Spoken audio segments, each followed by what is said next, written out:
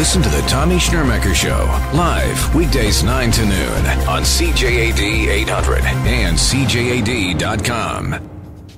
You probably have an idea of what poverty looks like in this city, what it looks like being homeless, going to a shelter, going to a food bank in order to get food. That's a pretty frightening prospect, very difficult life, but in some parts of the world, even that would be considered a luxury.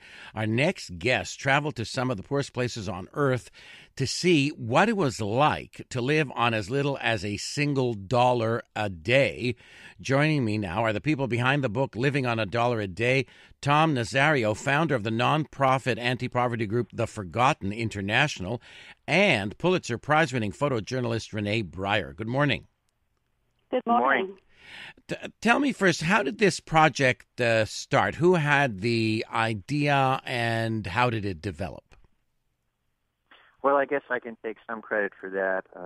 I've worked with the United Nations for quite some time. I've done a lot of international travel. I've worked with the Dalai Lama in India. And as a result of all of that work, I had spent an awful lot of time in a lot of countries and seen really people impoverished all over the world.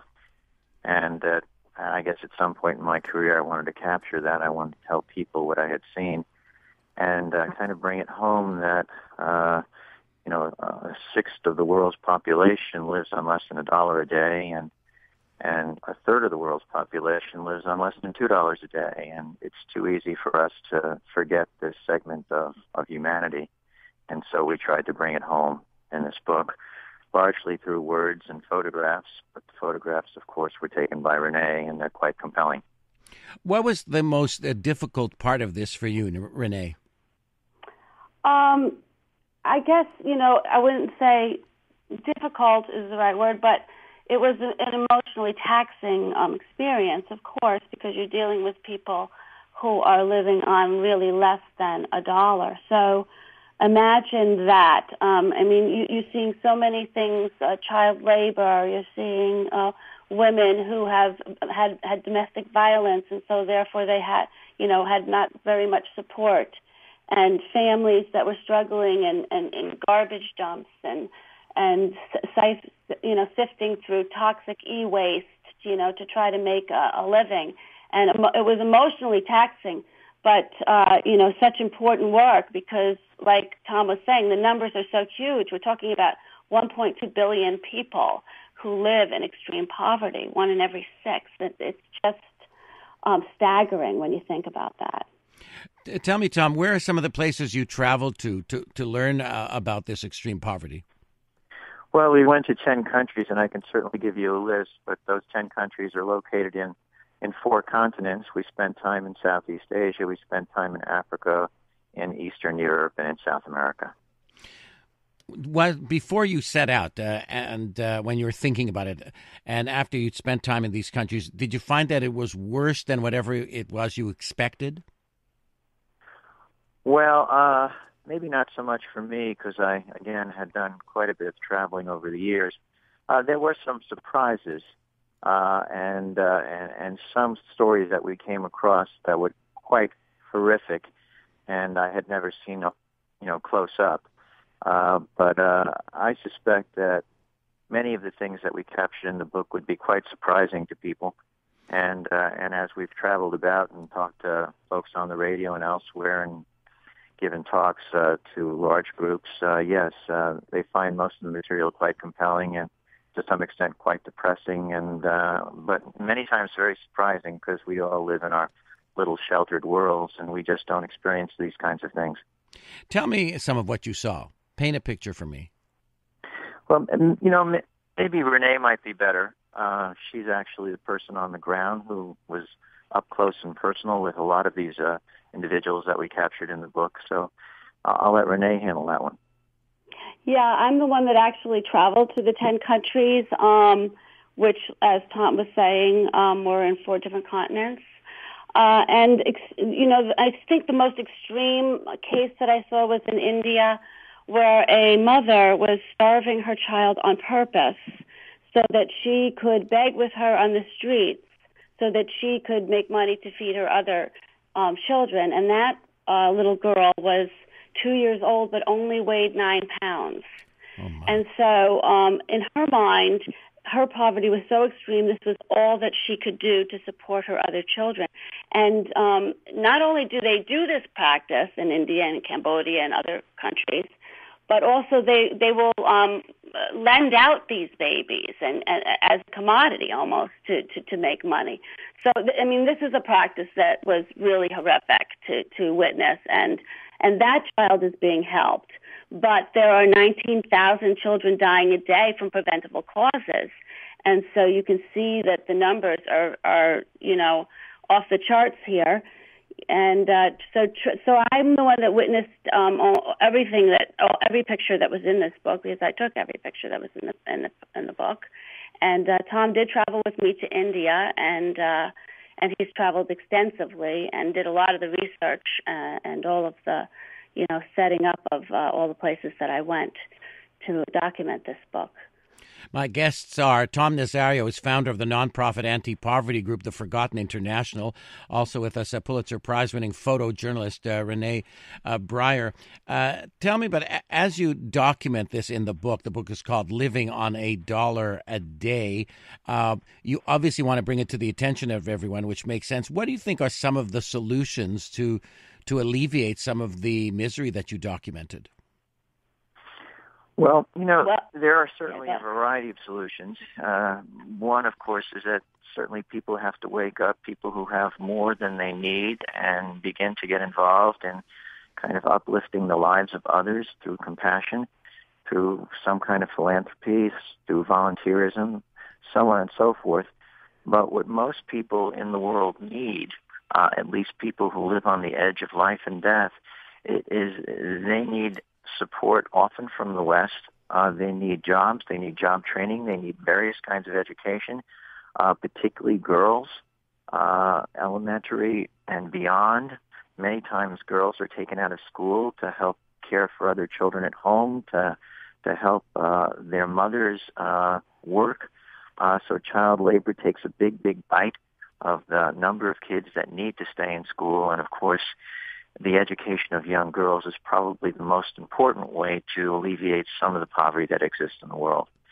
So a lot of different ways of doing it, and we're in fact making a lot of progress with regards to poverty around the world. But it's a continuing battle. We're getting a little better at it, but we still have a long way to go.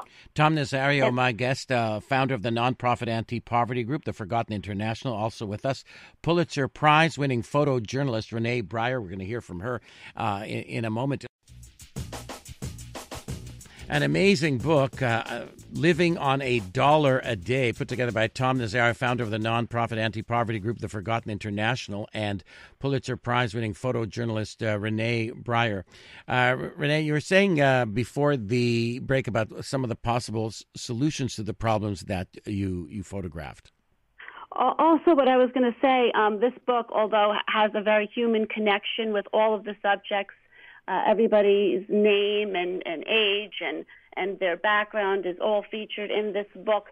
But also, it is an amazing resource book because at the end of every chapter is how to help and lists all kinds of agencies and places depending on what your passion is, on what you would want to help with.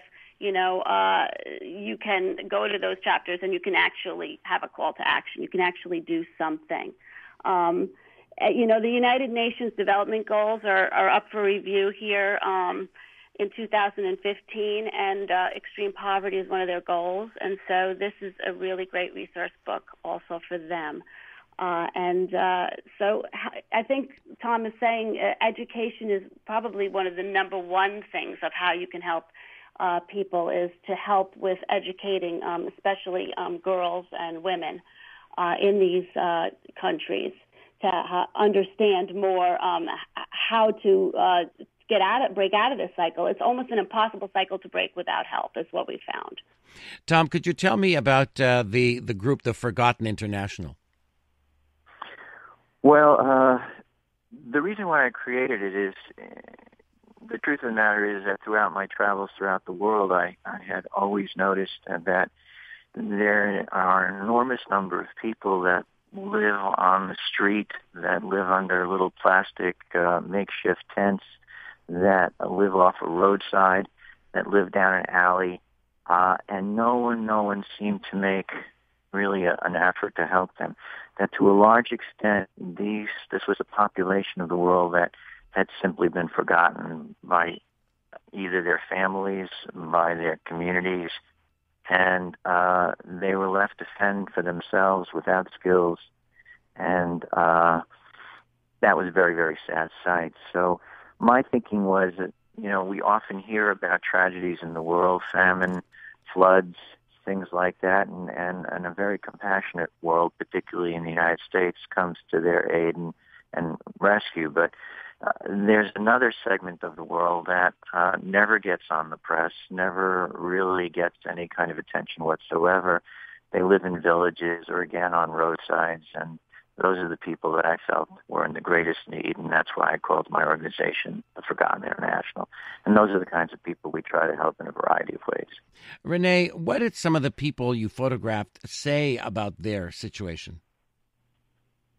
Well, many of them really wish that they could at least, at the minimum, send their children to school instead of having to have them help work in the fields or recycling or all of the things that the most extreme poor have to do to make a living. So a lot of them, when you would say, do you have any hope? What would you wish for? They would wish that they could break this cycle by sending their own children to school. The book is called Living on $1 a Day. Tom Nazario with us, founder of the nonprofit anti-poverty group, The Forgotten International. Also with us, a Pulitzer Prize-winning photojournalist, Renée Byer. We'll find out what cooperation they got from the various governments. You can join the conversation if you have any questions on the subject. Please text them to 514-800. You're listening to the Tommy Schnurmacher Show on CJAD. Stay with us. The book, Living on $1 a Day. Tom Nazario with me, and Pulitzer Prize-winning photojournalist Renée Byer. What kind of cooperation did you need and did you get to put the project together? Well, maybe I can take a quick shot at that. I think you mentioned government cooperation. We actually avoided going to government agencies or arms of the government in any given country. We felt that would be far too bureaucratic. We didn't have the time. We didn't want to do any kind of song and dance for them, and we were probably not going to be pointed in the right direction. They were probably going to be reluctant to show us maybe some of their embarrassing areas of a city or some of the poverty that exists in a particular region of their country, or so on and so forth. So we usually worked with local NGOs, nonprofit organizations in various villages. We worked with guides that I have known for years. We worked with people on the ground that were very, very close to the situations and the issues that we were looking for. And in some cases, we weren't able to get access to those kinds of stories just because it's not always easy to tell some horrific stories about things that are going on in a given country. Renée, what was the reaction of some of your subjects to being photographed? Well, like I said, I'm a photojournalist, so I didn't just take pictures of people, but I engaged with them and had a communication with them. And we made them understand what we were taking a photograph for. So they wanted to be involved in this project to eradicate extreme poverty. So all of the people that I photographed in this book were willing to be photographed, and the dignity and respect of my subjects always comes first. You see sometimes they exploit people in these situations, and that was something that was very, very clear on my mind that I did not want to do. So all of them have stories, and it's in their words, and we allowed the scenes to unfold naturally as they normally would. Nothing is set up in the book. Everything is real life as it happens. This texter wants to know, ask your guests if they informed the International Monetary Fund of the research IMF responsible for all this poverty. Thank you. Great show. Any connection with the IMF, Tom? No, again, we tried to stay away from large international entities and just kind of keep a low profile, and we just felt it was probably better to do it that way. And this wasn't an opportunity for them to tell their story about how much good they're doing. We just wanted to stay very, very close to the people. News Talk Radio, CJAD 800, CJAD.com.